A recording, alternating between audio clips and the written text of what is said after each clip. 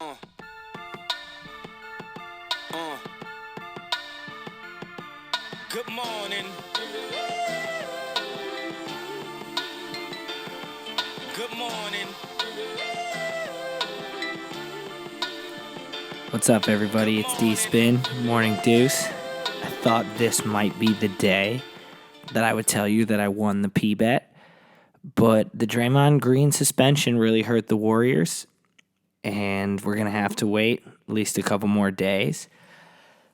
My nervousness on a scale of 1 to 10, I'm like a 5 at most, maybe a 5.5, just because, LeBron can win one game. You got to think maybe Cleveland has a shot of winning it in Cleveland. LeBron puts together a good game, they could win it. But I don't think they can win the next two in a row. Not against the Warriors. Not a team that good. So I'd say a 5. That's about it right now. Today I'm going to talk about... So I have a group of interns now, which is a little bit strange. There's 6 of them, and I'm somehow in charge of them. I did something a little weird at work, which was basically volunteered too many suggestions and then all of a sudden got in charge of doing one of them, which is the worst. But basically, I was sick of getting complaints that we didn't have enough quality employees at my job. Like, we needed more people. And after getting that complaint enough times and feeling like I was part of the reason I was being blamed for it, I was saying, well, we need to develop an internship program. Let's put something together, get some college students in here for the summer. They'll develop relationships with their schools. They'll get credit. We'll be part of, what that university says they have a relationship with.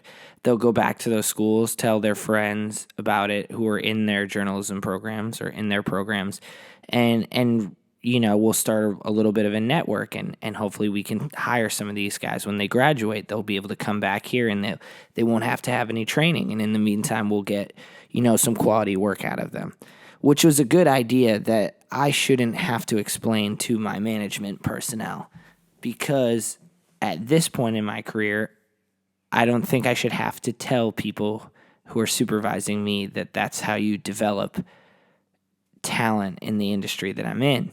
That shouldn't be my role. But I suggested it because no one else seemed to have the bright idea, and then somehow I got put in charge of it.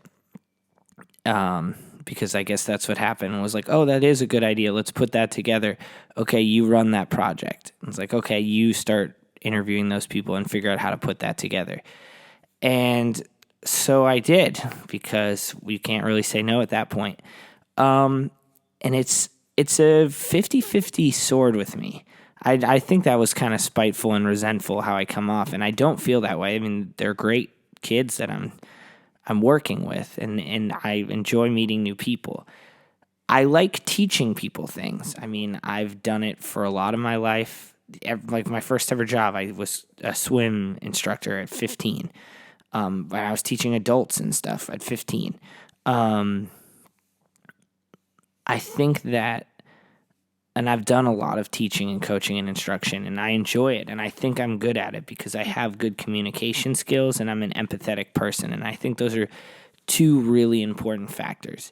You have to be approachable, you have to be understanding, and you have to be able to communicate, and I think I do those things well, so it puts me in a situation to teach people well. But the problem that I have is I don't think I'm at the point yet where I want to take away from my own growth in my career. And that's where I sort of sit on the strange problem. It's not like you would ask an up-and-coming baseball player to coach a high school team in the middle of his trek to try to be a good, efficient, professional baseball player.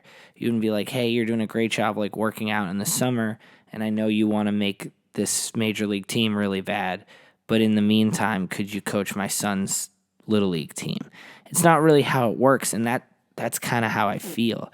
But if I'm going to do it, I'm going to do it to the best of my ability, and I've talked about this before. I'm the type of person who is motivated by others and or held accountable the most by others, which I'm willing to sacrifice on myself, but not on the group. So I'm putting a lot of my effort every day into the group to making sure that these interns, I'm not just making them do stuff to support me. It's like a program where they're learning stuff and I'm helping cultivate them because it's good for the company. But I'm not sure it's good for me because though I'm learning some things when I'm teaching, because I always am, when I'm explaining things, when you're instructing, you always learn something. But it's not the same amount of growth I would have if I was just continuing to hone my own skills. And then once they leave, the work that I get to put in on my own, I feel like maybe don't have the focus, the mindset. That's where I'm willing to let myself slide a little bit because I'm the only one who notices it. I'm the only one held accountable for it. Whereas if I, perform crappy as an instructor to these interns that we're developing, then everyone will suffer. And it's a difficult thing. I almost feel upset that I have to do it, but I enjoy parts of it when I am doing it. It's just sitting in the back of my head that I'm not sure it's helping me improve my skills. It's not like I'm a veteran. It's not like my career is over and now I'm using the knowledge I've gained to instruct people. I just happen to be a good teacher who has enough knowledge to be part of this. And that's kind of a strange situation I'm in. So I'm trying to do the best to give these kids the best experience they can and to learn things and to become independent so that I can get back to working on my own stuff to the best of my ability as soon as possible. That's the way I've decided to frame it. If I teach well, if I instruct well, if I educate well, then I can get these guys up and running to a point where I can just go about doing my own craft really well, and then we'll just have to sort of do minor maintenance on the performance that they're doing. And then I'm also really going to try to tap into other people's abilities in certain areas that are better than mine so I can help in that way. But that's sort of the thing I'm struggling with. But that's the commitment. That's the change I've decided to make is I'm going to do it to the best of my ability. I got put in this position. There's obviously a reason for it. There's obviously skills I can continue to gain. There's positives. This is something that I can at least have as something that I've done in the past that I can carry with me to my career that I've developed and ran an internship program. But I am going to learn all of those skills and do them to the best ability to continue to hone my own craft. So I guess that's it. And I guess if we want to switch that into some inspiration, which I try to do, think about something you might be doing at work that you're not necessarily excited about, but how you can build a skill set from that to take something out of it and use it in a way that will help you in your career, that in an area that you like. Because everyone has to do stuff at their job they don't like. And at least I do like teaching people. I feel like it's taking away from what I should be doing, what I need to do. But I don't hate it. So I'm trying to use it to cultivate some more skills to really teach these guys who, in essence, could help me benefit my own ability and my own career. And I hope there's a way that someone can reflect that in what they're doing. That's the end of part one. For part two today, June 14th is Flag Day.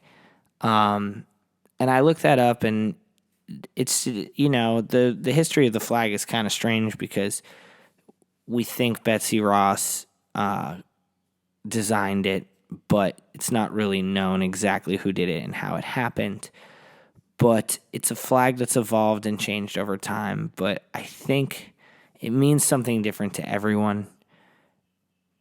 For me, what I look at is, the genuine purity of the ideals behind what that flag stood for.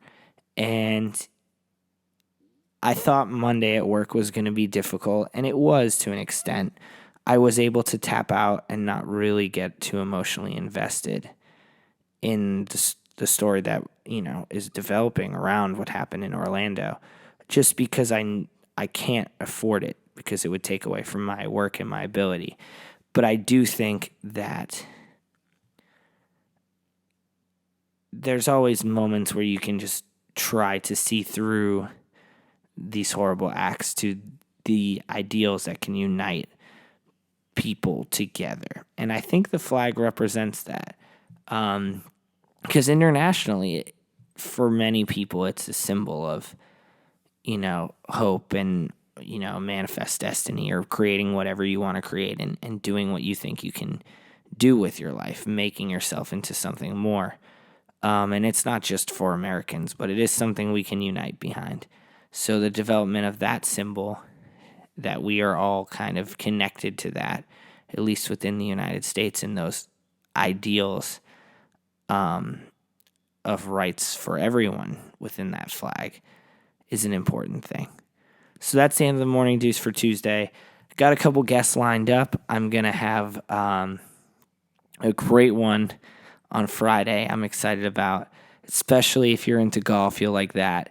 I have at least one or two more coming very soon, so the interviews are getting recorded. The stories are good. Fridays are going to start to be real fun on the Deuce. I can feel it. Bye, everyone. Have a great day. The Office. Deuces.